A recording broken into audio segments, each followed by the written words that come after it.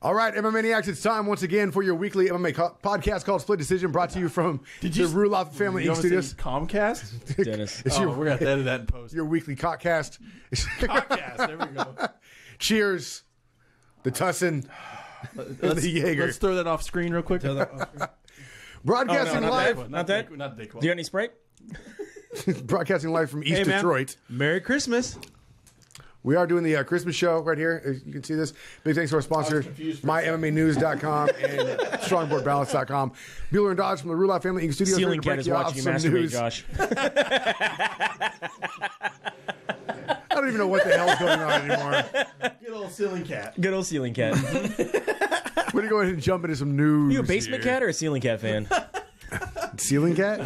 Is that like Keyboard Cat? I like to Play him off, Spanky. I'm in your computers on your internet. Internet's cat. Yeah, there we go. That one's always good too.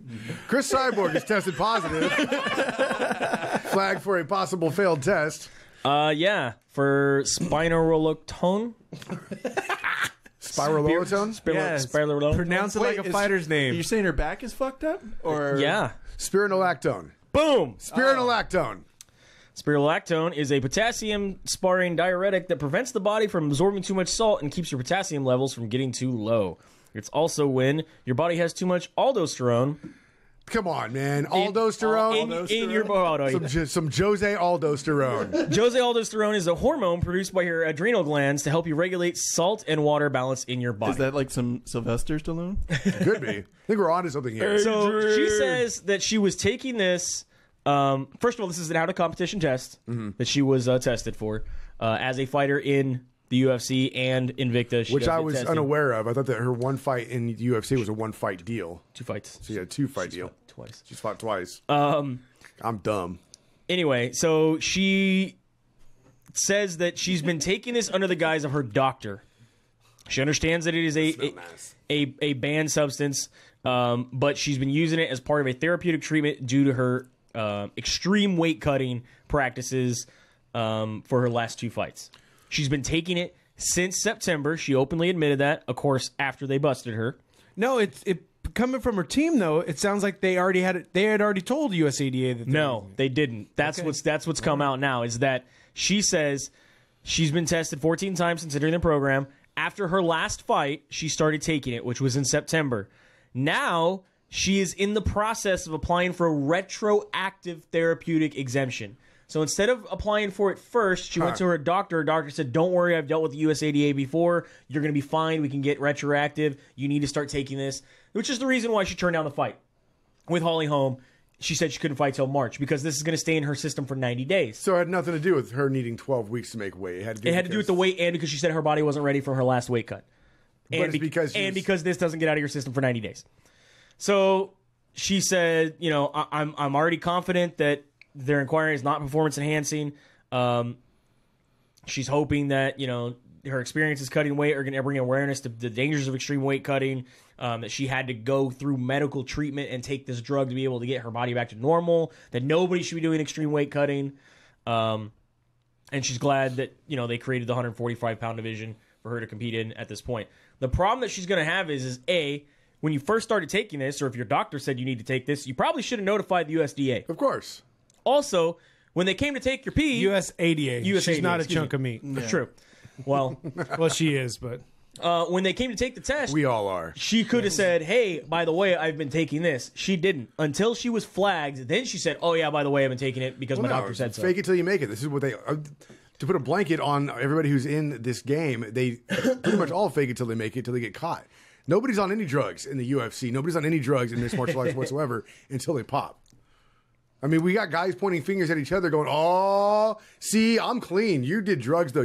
I popped too. Yeah. Shit. All right, I guess Damn it. Yeah. Shale. Shale. Brock, I'm just a jacked up white boy. I'm not on drugs at all. Sure, buddy.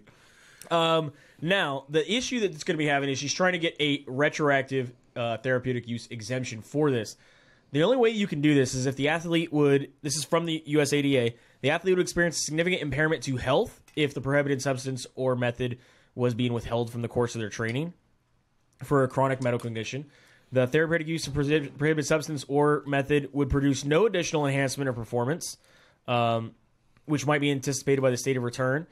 or there is no reasonable therapeutic alternative to the use of the prohibited substance. So these are things that she's basically going to be trying for. I think the only one that kind of works is C, which is there's no other therapeutic alternative if she's trying to basically make her levels of salt and water back to normal. I think that fighters need to stop listening to their doctors when their doctors say, "Oh, don't worry about it. I got it covered. I've dealt with USADA before. Don't worry about it." Yeah. Yes, worry about it. That's exactly when you do worry about it. The second your doctor says don't.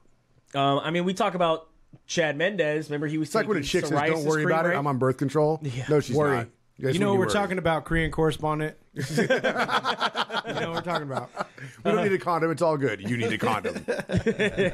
And you bring them yourself. Don't trust hers. Yeah. But we talked about Chad Mendez. Remember, he got busted for psoriasis cream because he didn't. But now this is something that, again, if he would have went ahead and said, "Look, I have psoriasis. My doctor is prescribing this for me. I'm not going to be fighting until this date. Is it cool if I take this?" My understanding and my kind of thought process on this is, if she says, "Look, I don't have a fight until March. I need this for my body. My doctor is telling me I need this for a medical condition. It will be out of my system by the time my fight is. I'll be tested and all that stuff." You would think that they would allow this to happen. Well, we've talked about the If- problems. They say it ahead of time Yeah. and not after. Because after the fact, you look like you're hiding something. We've talked about USADA, though, also, and it's like they Give They therapeutic overreact to a exemption lot of things. for guys who had the tainted meat. You got the guys in China who, they didn't know, unknowingly ate tainted meat. You can't be like Frank Mir. meat. Yeah, you can't be like Frank Mir and be like, "I think I might have had tainted meat because I popped positive, so I must have had tainted meat." tainted kangaroo meat. We know it happens. Just those kangaroos are jacked, I honestly think she will be suspended. which is definitely a bummer. I mean, we're having this fight coming up where Holly Holm is going to fight Jermaine Randomay for the 145-pound title.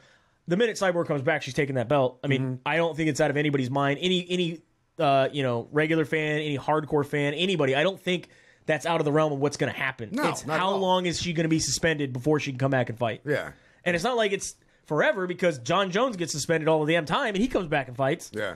for belts. It'd be interesting to see, though, when she finally gets in here, when the belt is finally in Chris Cyborg's hands, that's when things are going to be really interesting. Does she get popped again? And are we going to see more fighters flock to the 145-pound division that can actually give her a challenge? That's what I'm looking forward to. It'd be once all the interesting. smoke clears from this. It'd be interesting.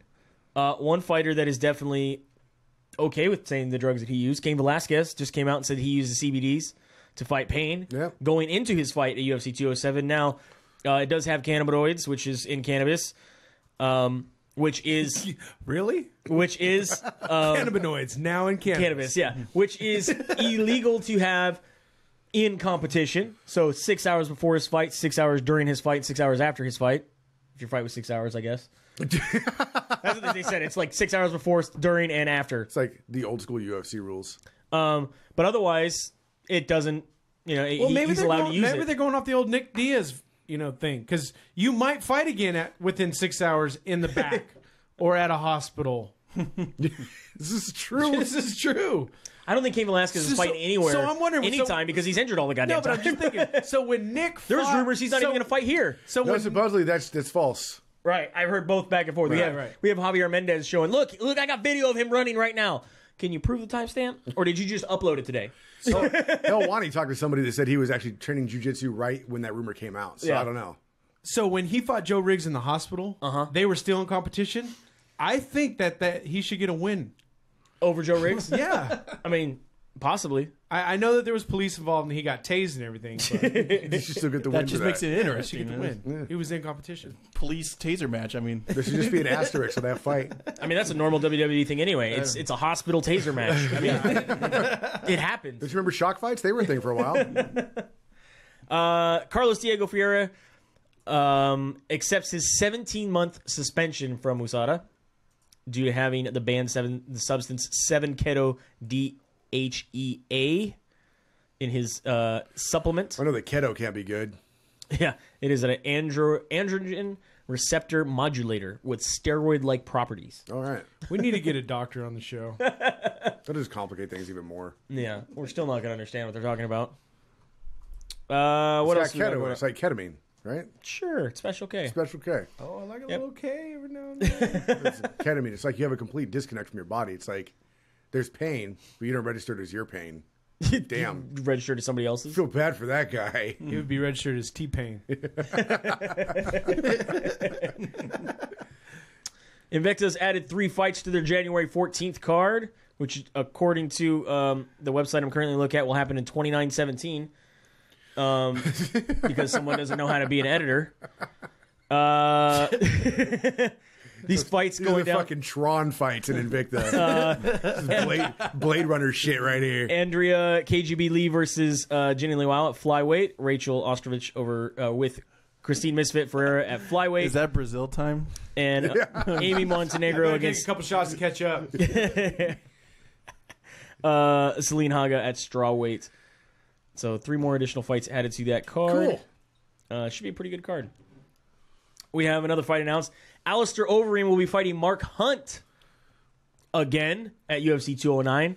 So Hunt's good. Hunt's back. They haven't fought since when was that? In Pride, if I remember correctly. I didn't think they fought in the UFC. So. No, they fought in Pride. Mark Hunt has asked for a special clause in his contract. Is it called a Santa Claus? It's called the Santa Claus.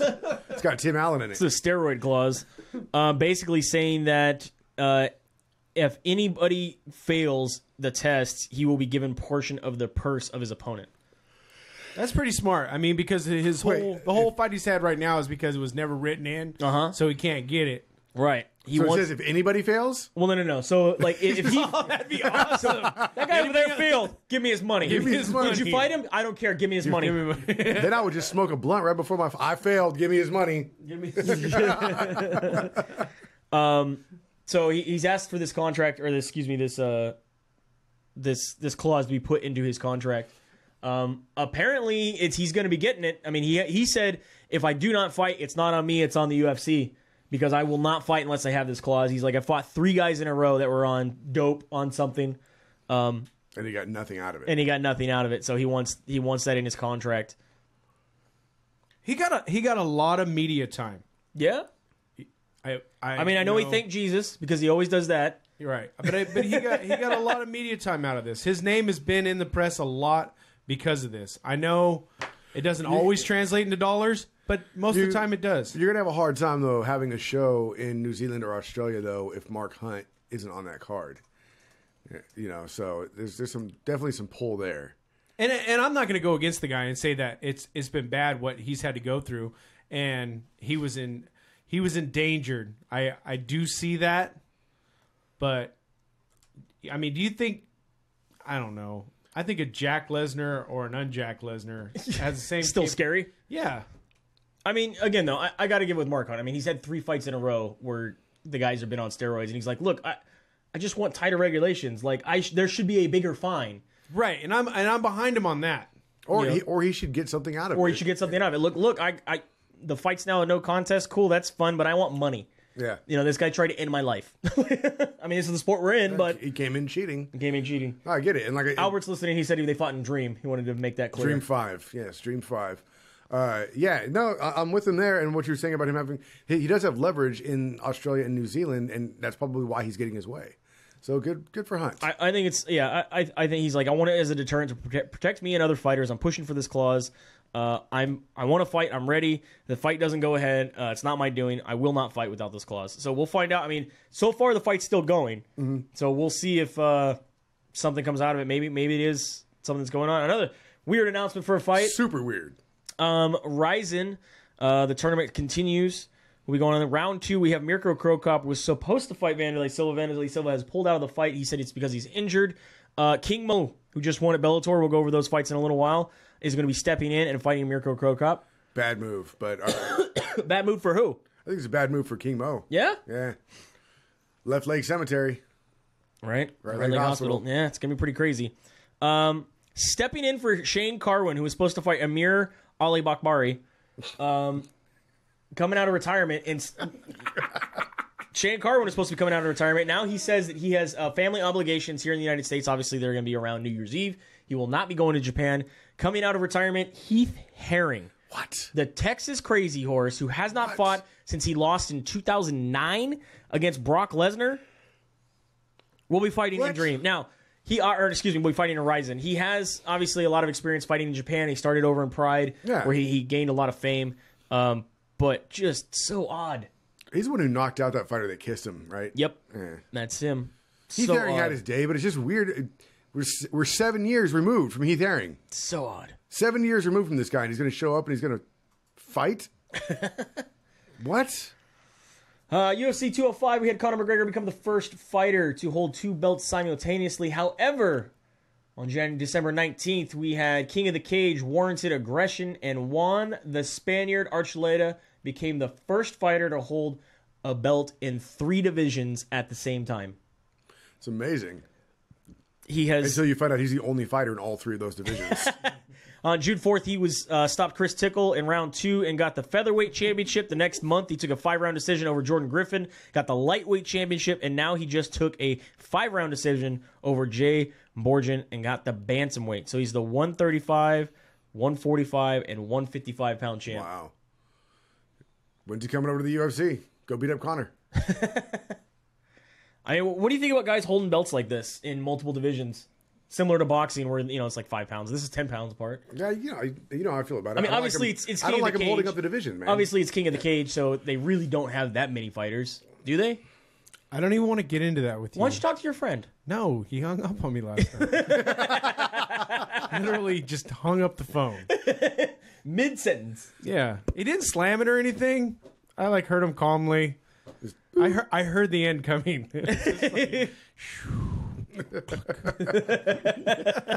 I don't like him holding up divisions, though. That's always been my stance on it. All right. Not a fan of it. We have some new unified rules that are going to be coming to 2017. We put this out. Yeah, I put this out. The California State Athletic Commission put this video out by Big John McCarthy, which is pretty cool. I feel like we discussed these rules and they were actually approved, too. This is when they were approved. We did run through this, I want to say 5 months ago. When they started to approve them, yeah. Right. So, but you could listen to Big John explain them. I also like the section he explains about how to better judge fights and what they're going to be looking for now when judging fights. Yeah, but he don't need to tell us that. No. They need to tell a room full of judges This that. video is supposed to be for members of the California State Athletic Commission. Okay. So it's just cool that they released it for fans, for people who are interested in the sport, for fighters. I know a couple of our fighter friends, they even reposted it for all of their nice friends and sparring partners and all that that sort of thing. thing. A simple solution for judging fights would be if you want to get your judge's license, then you go in and you watch 10 fights. And all those fights have already been judged. We already know what the outcomes of those fights are. But you don't tell them what the outcomes are? Right. You don't tell them what the outcomes are. And then you let them write down what their decisions would be. And if they need less than 9 out of 10 correct, they can't be judges. Yeah, or I don't know if it's the same thing that you're saying, but have them do their own judging off to the side, and nobody sees theirs, but a tutor judge. He goes, yeah, I see where you scored that. I see where you scored that. Yeah, that could and work then tell too. one guy, what fucking fight were you watching? Are you from England? Are you Cecil Peoples? Are you Cecil Peoples? The hot dog vendor cannot win the fight, Cecil. The hot dog vendor cannot win the fight. Nor can the ref. Knock it off. So very cool. Go check out the video. They talk about some of the new things, such as what makes a grounded opponent. Now you have to have both hands on the ground. No longer putting the fingers towards the eyes. They have to be up or a closed fist. All those sort of things. Good stuff. Good video to watch. Yeah, good little video to watch. Heel strikes from the bottom guard are allowed. Grabbing the clavicles. The kidney kicks are allowed again? They're allowed again. Sweet. Grabbing the clavicles allowed. My dad used to do that to me when I was a kid. Shit hurts. That shit hurts. Look, he's all shit hurts. Shit hurts. I want to talk about it. A couple of little bit of news. We have UFC. Let's see. Dana White has said he's bringing a special Christmas gift to Big Fox. He's going to put a 2-hour special on Saturday at 5 p.m. on Fox. I would assume this is after the event, after UFC 206 or 20. Is it on Christmas Eve? So that's tomorrow. December 24th, Saturday. Yeah. 207 is not till next week. Is it tomorrow? That is tomorrow. That is tomorrow. Tomorrow's Christmas Eve. The fuck are you guys talking about? I feel like I'm in the Twilight Zone here. He's talking about Brazil time. Brazil time. This will be going on in Brazil time on And Saturday. I'm on Australian time. I'll be here tomorrow. They're going to be You're putting on Jaeger four fights on free TV. Even if you didn't get a chance to check these out, you can check them out now. Knockout of the Year candidate, Mac Desi versus Lando Vanata. What's going on in the bottom left corner? Is that an Asian with huge breasts? Yes. Okay. Fight of the night, fight of the year candidate, Cub Swanson versus Doho Choi, which just happened. Highlight reel knockout, Cowboy Cerrone over Matt Brown, and interim featherweight championship, Max Holloway with Anthony Pettis. as a Christmas gift for Mr. President Dana White. Thanks. So check those out on Big Fox if you did not get a chance Tomorrow to watch night. them live tomorrow night, which is apparently Christmas Eve. Yes, it is. There's no apparently about it. It is. It didn't move. I don't believe you. I don't believe you. Prove it. I'll call Jesus. He's not born yet. You can't. Actually, he was born September 29th. What? I feel like you made that date up. Nope. Look it up. I thought it was August 1st. There Nope. wasn't even 12 months back then. Yep. He was actually born on Rosh Hashanah. Look it up. There wasn't 12 months, though. I know. So So there wasn't a September. There was a September. Do you remember? Remember the time? The time that the show went downhill all the time. Everybody All the just time. quit. Everybody just quit watching. All the time. Last little bit of news before we get into the recaps of the fights that we had going on is Bibiano Fernandez will be a free agent on January 1st from One Championship. He was supposed to sign with UFC a while back. Mm-hmm. He said it was just contract negotiations. He ended up signing with One FC. Has their bantamweight championship belt. He has had 5 successful title defenses. He is on a 12-fight winning streak. I was excited to see this guy when they were rumored he was going to be talking about going to the UFC. Which was how long ago? He's 36 years old now. Yeah, this was supposed to be in 2012. Okay. Yeah, he has not lost since 2010. 12-fight win streak, this guy's on. 12-fight win streak, defended his belt 5 times. He has fought... There's no way they're just going to let him go. He's beaten Joe Warren. He's beat Hoham Johansson. He did lose to Uriah Faber on his second fight back in 2006. This was a King of the Cage. He did lose to Ken Yamamoto right after that. But other than that, he's pretty much been on a tear, man. Tearing it up over in the Asian countries. So where is he at, 145? He's bantamweight, so 135. 135? Bring him over. I would like to see him fight. Sign him up, Uncle Dana. I'm excited. Mark Wahlberg, go get him. Go get him, Mark Wahlberg. What do we have? December 16th, we had Bellator. King Mo defeated Satoshi Ishii in a unanimous decision, allowing him to go into the Rizin tournament to replace Mr. Vanderlei Silva. We also had James Gallagher over Anthony Taylor. Sinead Kavanagh against Elina Kaliandu. Daniel Witchell over Brian Moore, and Cameron Else against Dylan Tuke. Did you guys get a chance to watch any of these? Not the Bellator, no. I got to watch the main event. I got to watch Mo. highlight gifs. I got to watch Mo against Aishi. Aishi was a former gold medalist in judo. And I thought King Mo did a pretty good job holding his own, man. Way to go, Mo. See what you can bring up against Cro Cop now. Cro Cop, yeah. Watch out for that left leg. And then, of course, we had UFC on Fox. 22, big night. Awesome card, man. This went down up in our backyard. Sacramento, the Golden One Center, the very first fight to go down there. Dennis was live in attendance. Man, great place to watch a fight. There is not a bad seat in the house, man. I was unavailable. Yeah, it's almost like a college basketball arena. I guess it would be. And man, the best is, and I know we're gonna get to it, but when Mickey Gall and Northcutt were fighting, and Sage tried to trash talk, it was funny, and you could hear people in the crowd laughing. It was pretty bad. All right. What was Sage doing hanging out with the Diaz boys? Oh, they're gonna toughen him up. You They're think going to so? have to. Oh. I think it was more one of those like, hey, passing, and he's like, hey, Mr. Diaz, can I take a picture? Cool. And he just looked real awkward because they had the whole entourage, and he was like, please don't hurt me. And then they just like moved on. No, I haven't seen anything from the Diaz camp at all.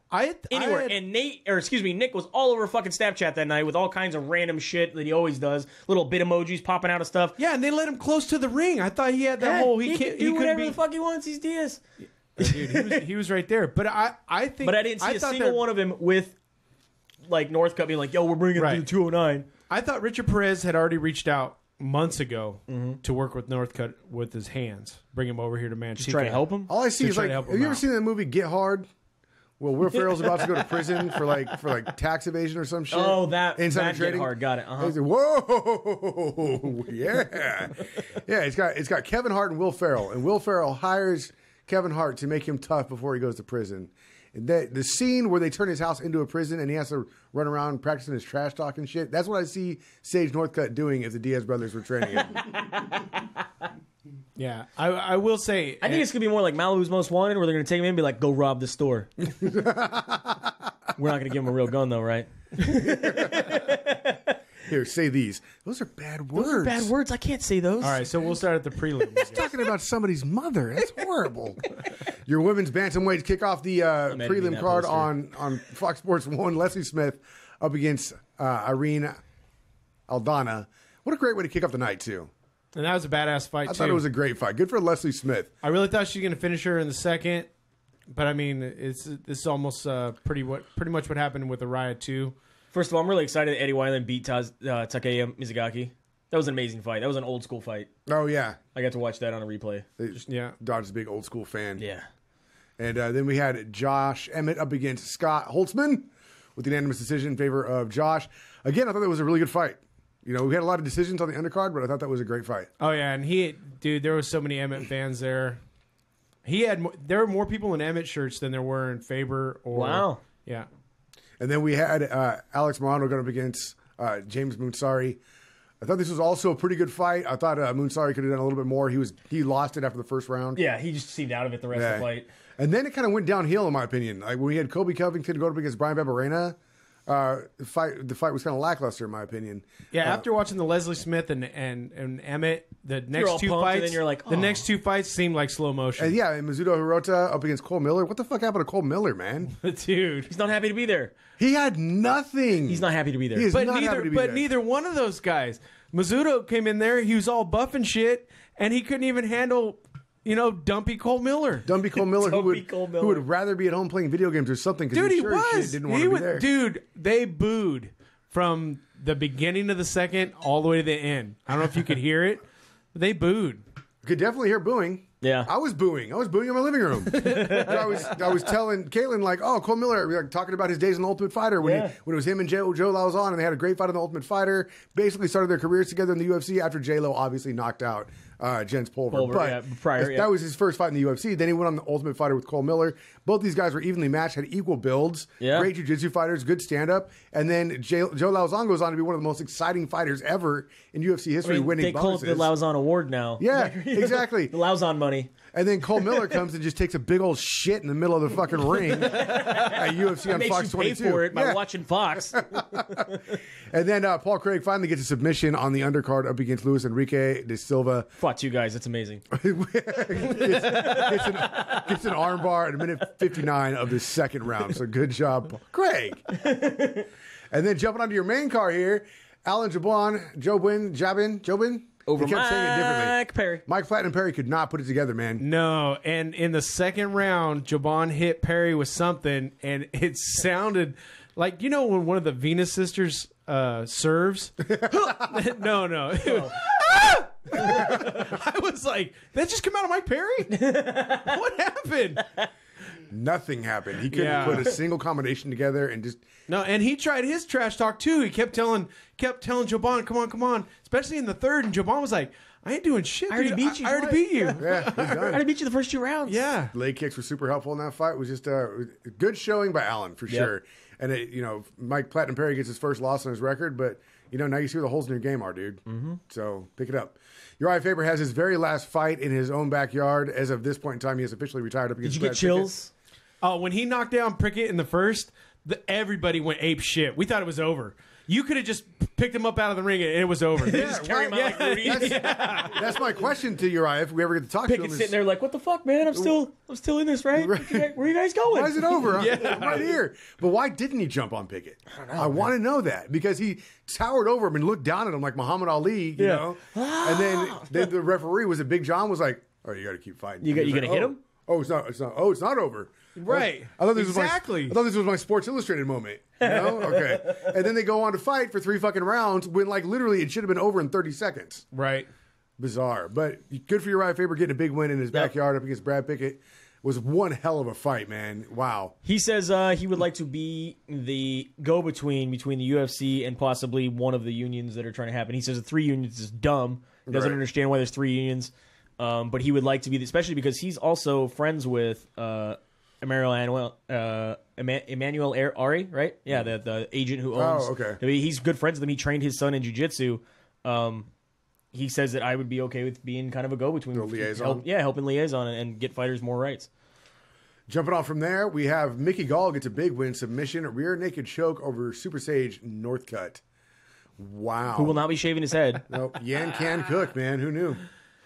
I like the fact that even though it got finished on the ground, there was the chance that Mickey knocked him down, and once that happened, it shut a lot of people, especially sitting around me, because they just, you know what, I understand. Sage is you know, He's a face, but he's not. I mean, that was the thing we talked about is that this card was built on faces. It was Paige Van Zandt, Sage Northcutt, not Uriah Faber's retirement fight, right in his hometown. This is getting top billing. Sage and Paige show. Sage and Paige show. Well, and because they're the new generation of Fox faces put in the that UFC. money into them, being like, they look good, people will buy it, and they did. People, I mean, it was one of the most watched on Fox cards they've had in a long time. And Mickey and Michelle just ripped that curtain down. It was awesome. Totally did, man.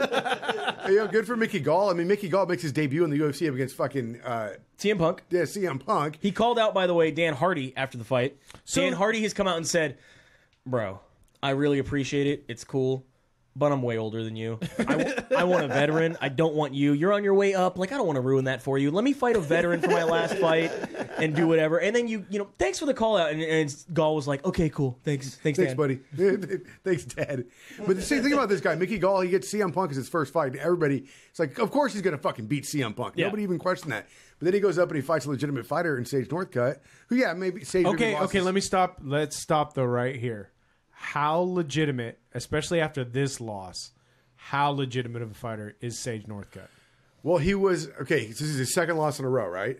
Yep. But he's still more experienced in the UFC than Mickey Gall was coming into this. What I'm saying is, like, obviously Mickey Gall going up against CM Punk, that wasn't just a gimme fight for Mickey Gall. Mickey Gall has That was some just talent. to get into the fight. Yeah, just to get in the UFC. He's got some skills, man. I can't wait to see what Mickey Gall can do at this point. It's exciting. And then, of course, you had Michelle, the Karate Hottie Waterstone, going up against Paige Van Zandt. Like we said, this was not a good look for the UFC's future faces for Paige and Sage. The thing is, though, is Paige Van Zandt comes out like she always does. We talked about this. She rushes. She's always super aggressive. She came out. Michelle Waterson said, I took a year off because I wanted to get my head right and know where my career is at and be able to do it. And she's a veteran. Right. She was able to hold back, take it all in, take the onslaught, and turn around and choke her out. I mean... Not only that, but I'm going to tell you the camera, and I pointed this out to my wife, the camera slows down Waterson, and I don't know if it's the frame per second thing or whatever. Oh, she's quick. Dude, her kicks to keep that distance. Yep. It's like you heard some shit, and you're like, did she kick her or not? Did she kick her or not? What just happened? You just hear the slap, don't see the feet move. Right.